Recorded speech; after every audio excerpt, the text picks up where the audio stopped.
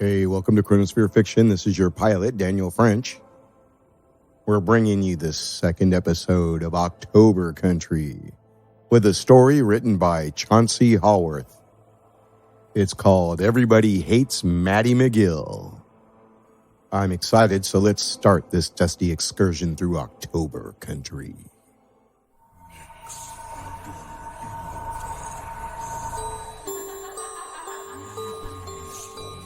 Folks travel these roads, not knowing they lead to darkness.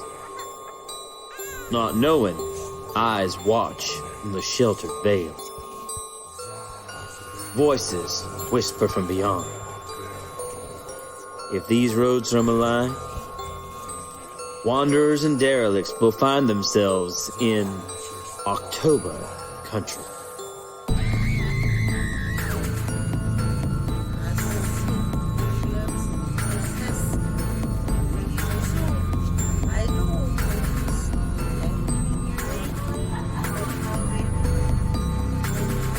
Howdy, folks. I'm August Scythe. I'm a tour guide of sorts for folks who find themselves here, like you.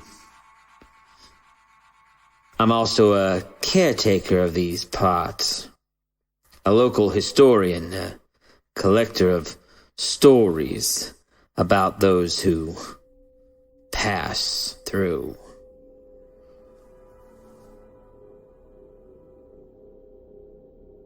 Evening, folks. October Country isn't all bad. There are families here just like anywhere else. Old folks on porches, kids going to school, couples falling in love. It's this normality that makes the abnormality, and dare I say the deviance of October Country, all the more grim. Here, you can find the most malignant of intentions in the most benign of places. Like in the story of poor Maddie McGill, people have looked for clues as to her whereabouts for years. But if you want to know what really happened to Maddie McGill, one need only look in the most innocent of places. The diary of one 15-year-old Abby Kirkland.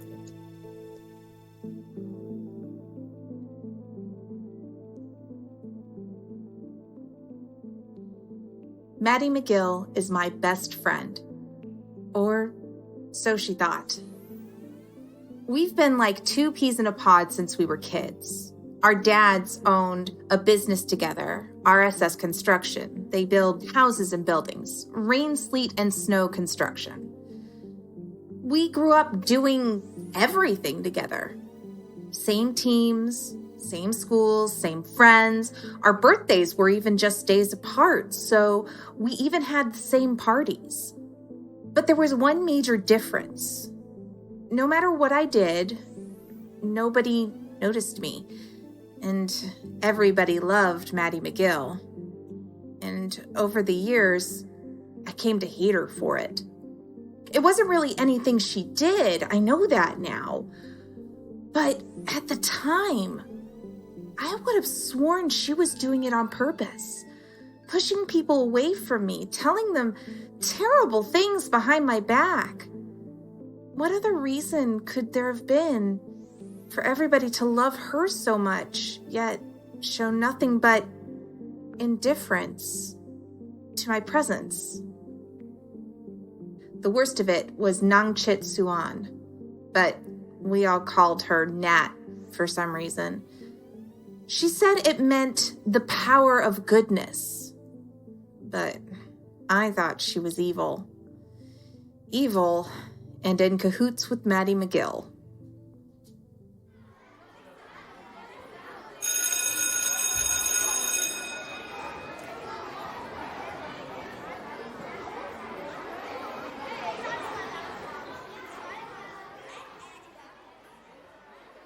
Maddie, over here. Hey, Nat. What was up with that substitute? Hi, Nat. Oh, hi, Abby. Yeah, I swear, that guy couldn't keep his eyes up here, if you know what I mean. Of course we knew what she meant. What is it about popular people that they think they know it all and we're just stupid peasants? The TV is full of people joking about boys and mansplaining, but some of that should be focused on popular, pretty girls, too. He was eyeing me up and down all class. I don't know, but I did get some creepy vibe off the old guy. What about you, Abby? Did that guy creep you out or what? I don't know. I guess so. Yeah, right. Nat, that's not nice. Maddie would try to stick up for me, but I could see it in their eyes. A shared disdain for my general being. From Nat, it was obvious. From Maddie, it was worse. A sneaky, quiet backroom betrayal from my supposed best friend. Are we walking home together today? Not today, Scabby. Come on, Nat. You know she doesn't like that. She always called me Scabby. When we were kids, our parents thought it would be a good idea for us all to get chickenpox together and sent us over to Evie Donaldson's house to get infected and for babysitting while they were at work. While Maddie and Nat came through the experience just fine, I had a terrible case, resulting in scabs all over my face, hence the name Scabby. It could have been worse, I guess. Evie had one on her forehead that started bleeding, landing her with the nickname Bleedy. The entire week was Nat and Maddie hanging out, while Evie and I suffered, and from that day forward, at least to Nat, Abby and Evie were Scabby and Bleedy. Yeah, sorry, Abby. We have dance team practice today. Yep, time to get our dance on, girl. When we first got into high school, we all tried out for the dance team together. Maddie and Nat made it. I didn't.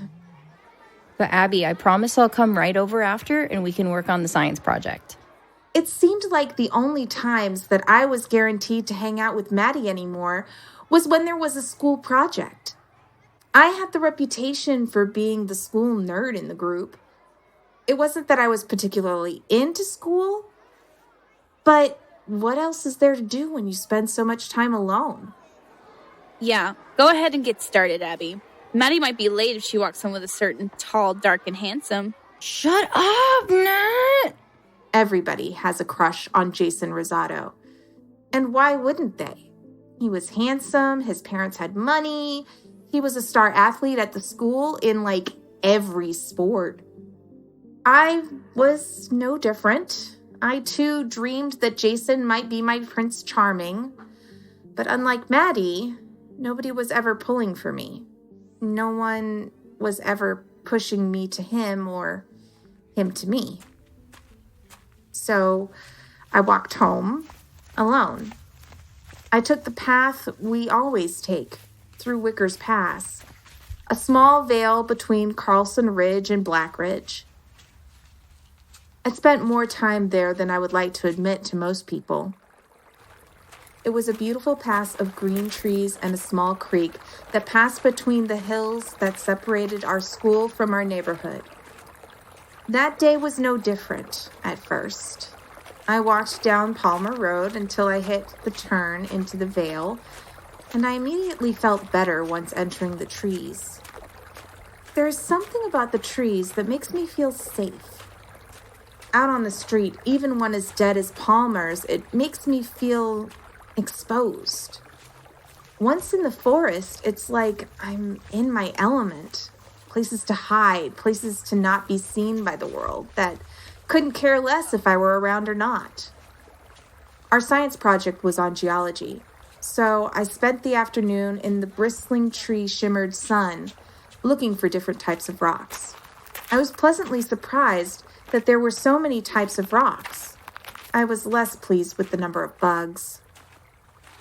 On that particular day, I found a rock, or what I thought to be a rock, flush up against the hillside at the base of Carlson Ridge. It wasn't particularly large or heavy, about the size of a tennis ball.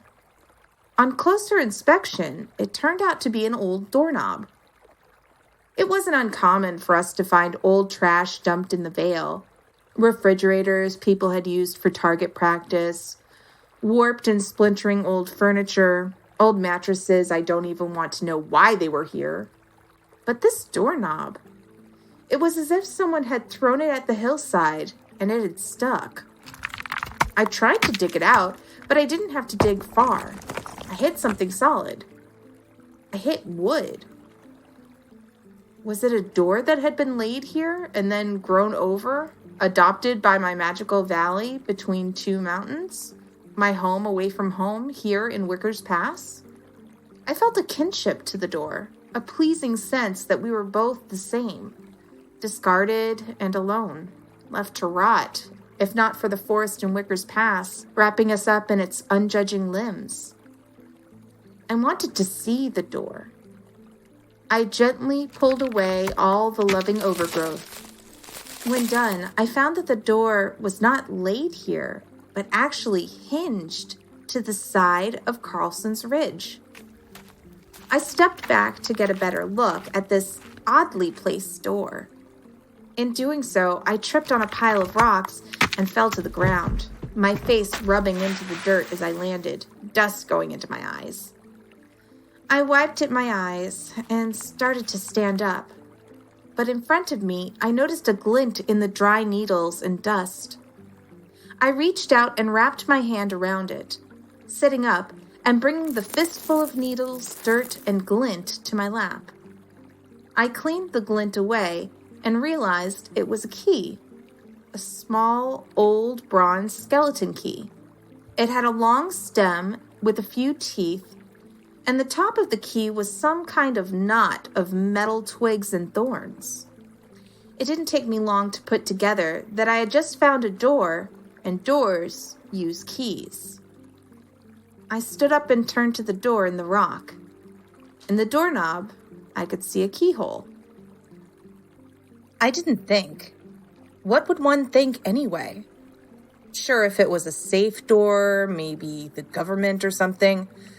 But an old wooden door and a skeleton key in the woods?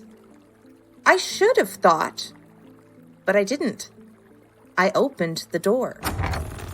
The door that was somehow a part of the rock opened with no resistance once the key was entered into the lock. It was like a seal had been broken. A gust of damp, musty air piled forth. It was putrid, smelling of dead skunk and rotten trash, but the smell was quickly subdued by the smell of flowers and fresh grass. I stood there, staring at the open door, into the blackness in the rock behind it, and I heard a voice that said my name. Abby. I was shocked. I stepped back several steps and stared into the black. Of all things I expected to spring from the darkness, a rabid wolf, a zombie, a serial killer, I did not expect what emerged. It was a woman, a beautiful woman with jet black hair, pale white skin, and an elegant white dress, almost a nightgown, but the most beautiful flowing white fabric that shimmered a bit in the sunlight. Abby Kirkland. She was stating my name, but still, I took it as a question in my shock. Yes? Thank you, Abby Kirkland. Who are you? I am your friend. You have released me from my imprisonment, and for that, I am in your debt, Abby Kirkland. How? How did you get in the rocks? How do you know my name? I was locked away here long ago by people who thought that I was bad. People who feared me. People who hated me. Just like you, Abby Kirkland. I was despised by those that did not understand me. How do you know me? I have always known you, Abby Kirkland. Every day you walk through this veil. Every day I feel you, not like they do. I feel the real you. But why me? Why feel me? I feel your hate. My hate? But I hate anybody. I am your friend, Abby Kirkland, and I know you, the real you, the sadness, the loneliness, and the hate. Your feelings have fed me, sustained me, kept me alive, and that is why I owe you a debt. A debt? I will return your hate to you threefold, for you to do with what you wish. I don't understand. I don't want to hate. I don't want any hate. The hate is not for you, but the power is. What is it that you want, Abby Kirkland? What is it that you want more than anything?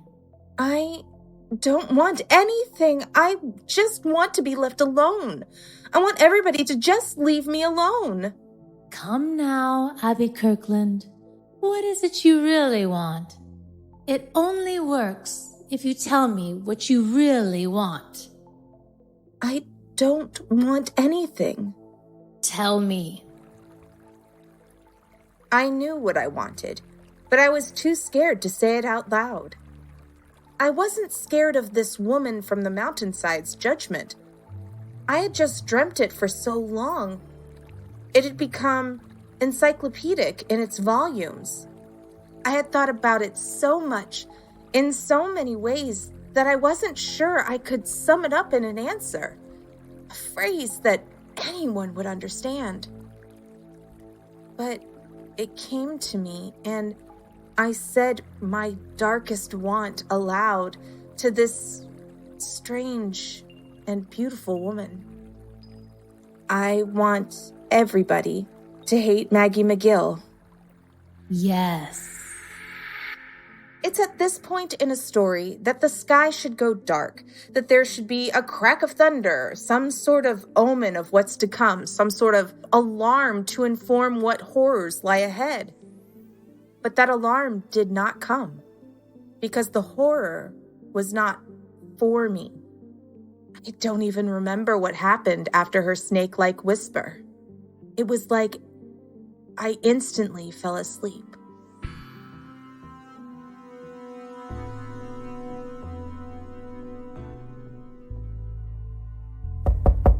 I awoke to pounding at my door. It wasn't late, and I was confused by the sleep. I got off my bed where I had laid fully clothed on top of the covers. The pounding at the door came again.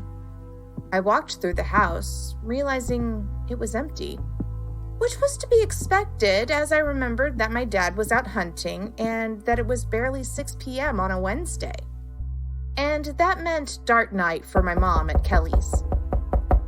The pounding was now continuous, a non-stop beating on the front door. I walked to the door, still groggy, and opened it. Standing there, looking very much worse for wear, was Maddie McGill. Abby, thank God. She pushed past me in a panic, slamming the door behind her. Oh God, you have to help me, Abby. Everybody's after me. They are trying to get me. What? Like everybody. Was it possible? Was this really happening? Please tell me you're not with them. You're my only friend left. Please tell me you don't hate me too.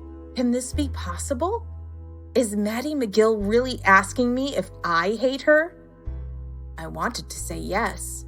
From the depths of my being, I wanted to scream in her face that I did hate her, that I had always hated her. I wanted to add up the number of hours I had laid in bed, dreaming of all the terrible ways that she could die. A car wreck, cancer, raped and murdered on the side of the road, alone, bleeding out on the concrete. Yes, 1,000 times yes, I hate you, Maddie McGill. Yes. But I didn't say that. No, Maddie, I don't hate you. What happened? What happened to you?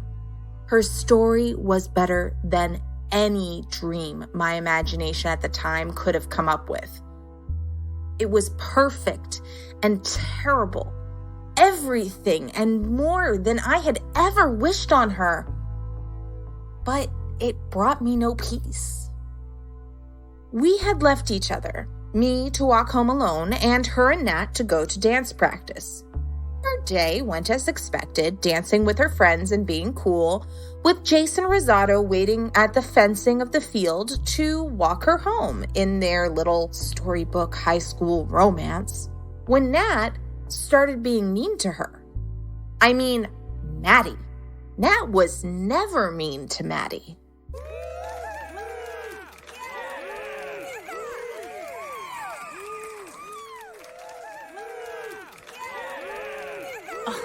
Jesus, Maddie, knock it off. Knock what off? You're all out of step. What? How? What am I doing wrong? Everything, you cow. How many times are you going to ruin all of our hard work? Ruin it? Me? But Jesus, Maddie. I just can't. Call it a day. I need some breathing space from this loser. But They had turned on her. And from what I could tell of the story, they had turned on her at that very moment, the moment I spoke my desire. But Maddie's story didn't end there. It was just the beginning. She walked away in tears and went to walk home when she was intercepted by Jason. Maddie, wait! Leave me alone, please. Are you okay? What happened? I don't know. Nat just freaked out on me. Really? Called me a cow and said she couldn't be around me. I mean, she's one of my best friends. Nat, me, and Abby, we're best friends. I'm not surprised. Not surprised. Yeah, I mean, like, everyone knows Nat's a bitch. It was just a matter of time. A matter of time? A matter of time until what? I mean, Nat was nice to you, but mean to everyone else.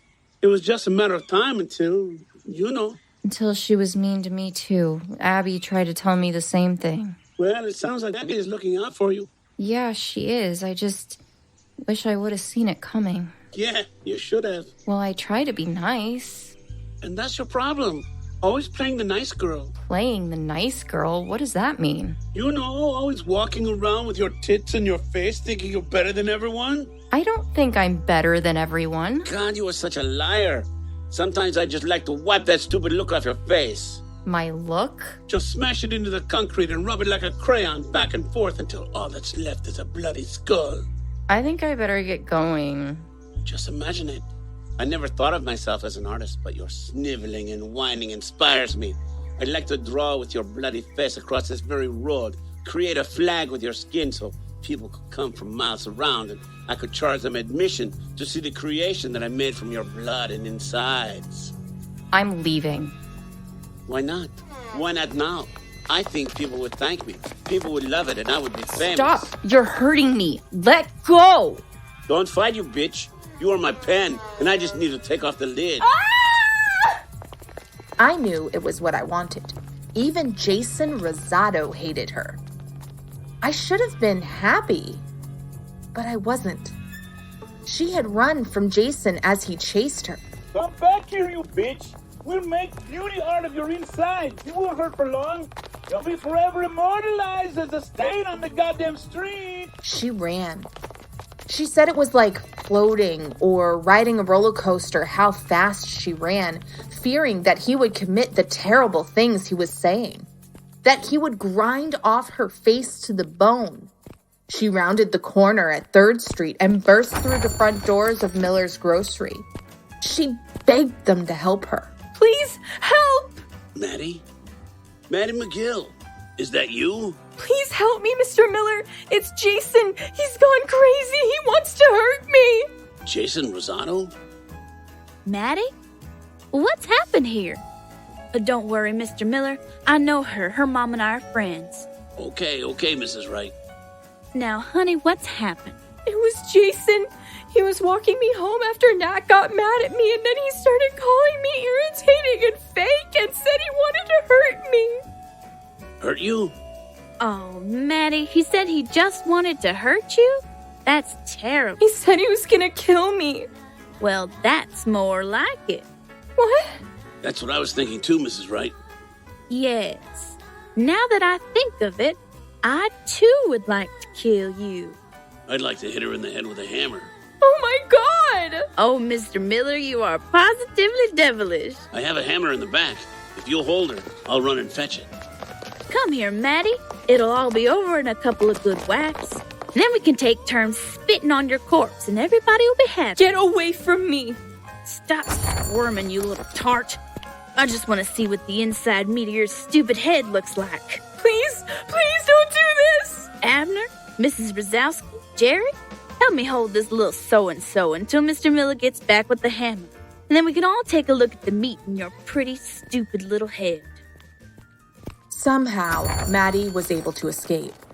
She fled from the grocery store into the street. Every face she saw immediately turned to a scowl. The customers at Miller's Grocery were piling out of the door and into the street, armed with shovels and cutlery.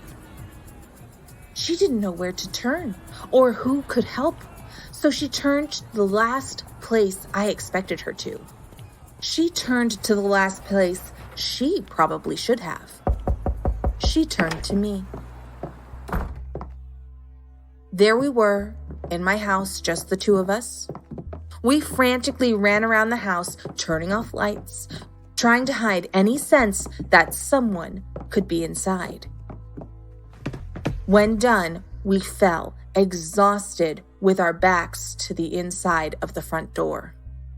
Why is this happening to me? As is always the case in a good short story, a prose with a point, my story had changed me. I saw the terror in Maddie's eyes. I heard her story, the nice things she said in the grip of total fear. She had thought nicely of me to Jason, came to my home in her time of need. I had made a mistake. I think I know why this is happening to you. You? How? How would you know? I think it is because of me. I don't understand. I was just so jealous. I was so angry. My feelings were so hurt. I wanted to come clean. Tell her I was sorry. Tell her I didn't mean it. Take it back if I could. But it turned out we just didn't have the time. Mr. Miller and his mob had found us. Come on out of there, Maddie McGill. Leave me alone! Now, you little bitch. Come out here so we can put an end to you. Why are you doing this? Abby Kirkland, is that you? Don't worry, honey. We just want Maddie. You can run on down to Kelly's and get your mom. We just want Maddie. Oh, God, don't let them take me. I don't want you to hurt her. Well, that's unfortunate, Abby, because we are going to hurt her. Yeah, hurt her real bad. I'm gonna hit her in the head with a hammer. Yes, dear, we know you can hit her with your hammer. Please, just go away and leave us alone. They're gonna kill us. No, Maddie. They want to kill you, and we're going to give them exactly what they want. You're gonna kill me? Kind of. I explained the plan as we worked.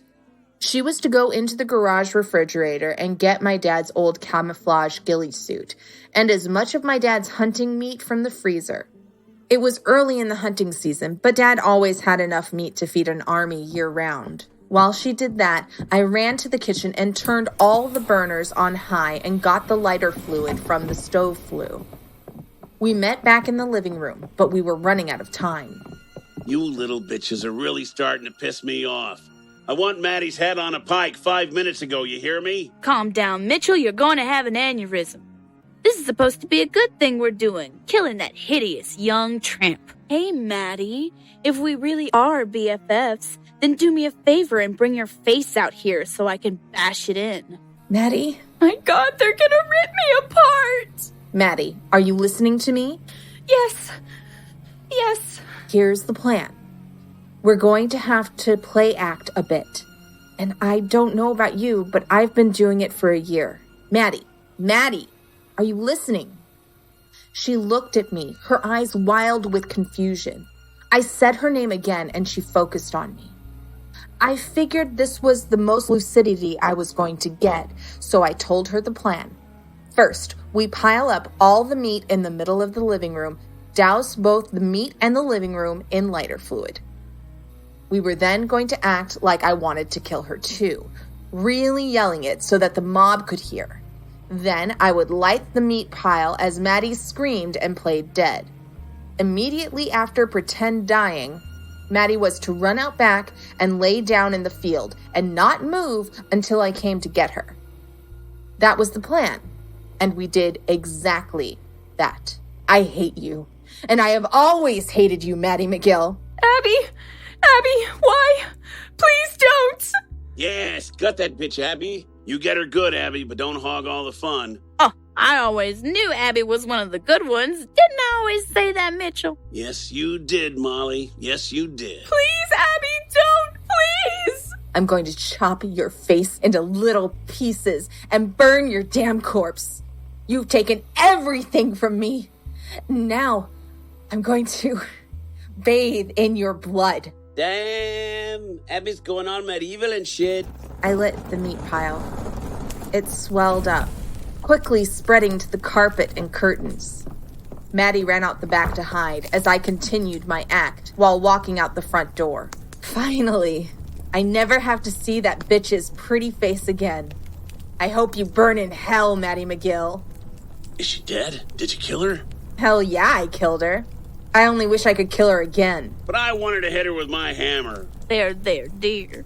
Well, it's too late. All you get to do is watch that cow burn. My line might have been a little too on the nose, but still, they did exactly that. As many of them as could fit huddled around the front door to my house, looking at the living room blaze, salivating over the pile of burning meat in the middle. Meat they thought belonged to Maddie McGill.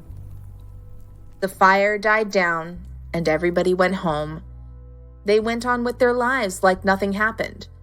And if Maddie's name did come up, anyone and everyone in the town would just agree on how much they hated her and that they were glad she was gone.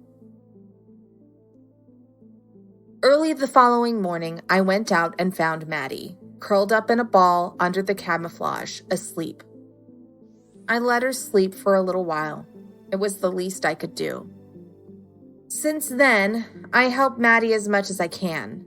It is the price for my actions, and what else can I do, really?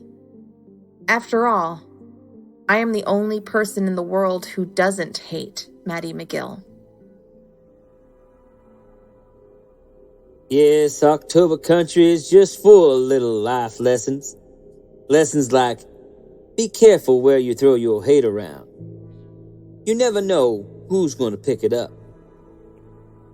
Maddie lives in hiding now, and I know it to be true because I've met Abby, and she told me. Abby does her best to help Maddie, bringing her food and whatever she needs to live. Abby is a true friend nowadays. I like her. But that Maddie, I met her one time, and I'll tell you what. Curse or no curse, I hate her. And if I ever see her again, I'm going to kill her.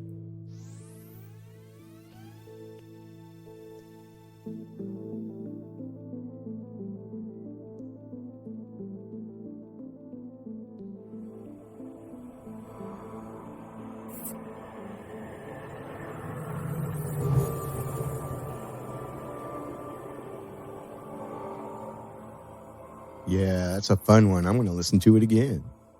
Everybody Hates Maddie McGill was written by Chauncey Haworth.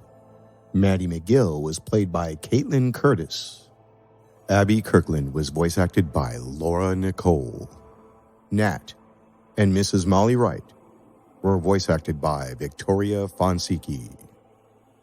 The witch behind the door in the rocks was played by Rosanna Jimeno. Jason Rosado and Mr. Mitchel Miller were played by Pete Lutz. And your host, Augustus Scythe, is Westley Critchfield. The music in the market was produced by Daniel French. All other October country and background music is written and produced by Diablo Jones. Story and dialogue production by Mark Slade, Chauncey Haworth, and Lothar Tuppan. Editing, mixing, mastering, and sound design are by Daniel French at Fishbonius Sound Design. Thank you for writing on Chronosphere Fiction. Hope you had a good journey. We could use some financial help, so go to patreon.com/chronosphere and become a patron. Well, that's it for this ride, so don't bump your head on your way out. Until next time, keep your cosmos clean.